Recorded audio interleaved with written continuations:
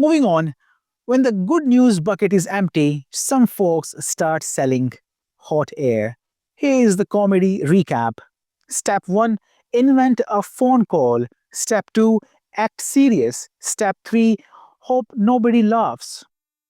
First on stage was NATO's new cashier in chief, Mark Rutte. He told a few weeks ago a spicy story at the UN.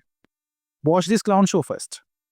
Big ones. Oh, and the Second second hand. change, that big one on India. Yes. The But second I'm change, that on Russia. yeah, but this immediately impacts Russia because that means that Delhi is now on the phone with Vladimir Vladimirovich Putin in Moscow, and Narendra Modi asking me, "Hey, I support you, but again, could you explain to me this strategy? Because I have now been hit by these 50% tariffs by the United States." So Sounds dramatic, right?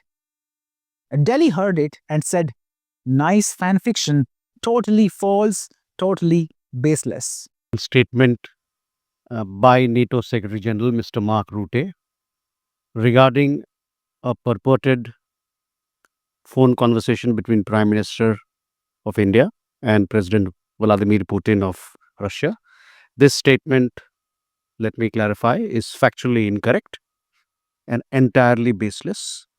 At no point has Prime Minister Modi spoken with President Putin in the manner suggested. No such conversation has taken place. We expect the leadership of an important and esteemed institution like NATO to exercise greater responsibility and accuracy in public statements. Speculative or careless remarks that misrepresent the Prime Minister's engagement or suggest conversations that never occurred are unacceptable. Boom, curtain drop, the clown car drove off. But wait, plot twist. The clown car had a return ticket. Under the orange emperor called Trump, the sequel we did not order, he rolls into the Oval Office and does the same magic trick. I spoke to Modi. India will not buy Russian oil. Watch this. I think they were great. He reported to me that you're great. He's a great man, you know. Modi is a great man. That he loves Trump. Now, I don't know if the word love, I don't want you to take that any different. I don't want to destroy his political career, okay? But you have to understand, I've watched India for years. It's an incredible country. And every single year you'd have a new leader. I mean, some would be in there for a few months. And this was year after year after year. And my friend has been there now for a long time. And he's assured me there will be no oil purchased from Russia. I don't know. Maybe that's a breaking story. Can I say that? Would you say? There will be no oil. He's not buying his oil from Russia. It started. You know, you can't do it immediately. It's a little bit of a process. But the process is going to be over with soon. This was the 20th replay of the same cassette. At this point, even the tape recorder is saying, I need a lawyer. Also, the claim that India had a new PM every year. What? India is not France.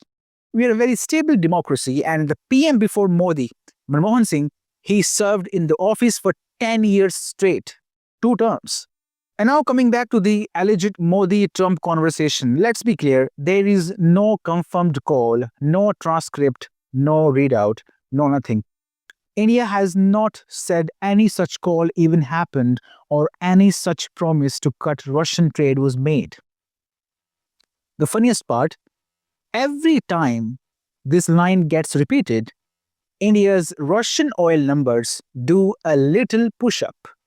Last time the claim came out, India's purchases went up 20%. You say, no Russian oil again, and watch the graph do bhangra. So what do we have? A drought of good news, a monsoon of tall tales.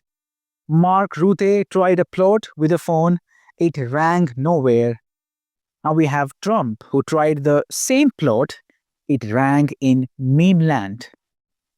My only advice for these clowns, please place your next fantasy call on silent mode. And to viewers, when you hear Modi promised me, ask for the call record, not just the record player. And that is all for now. Thank you very much for joining. You're watching GNF.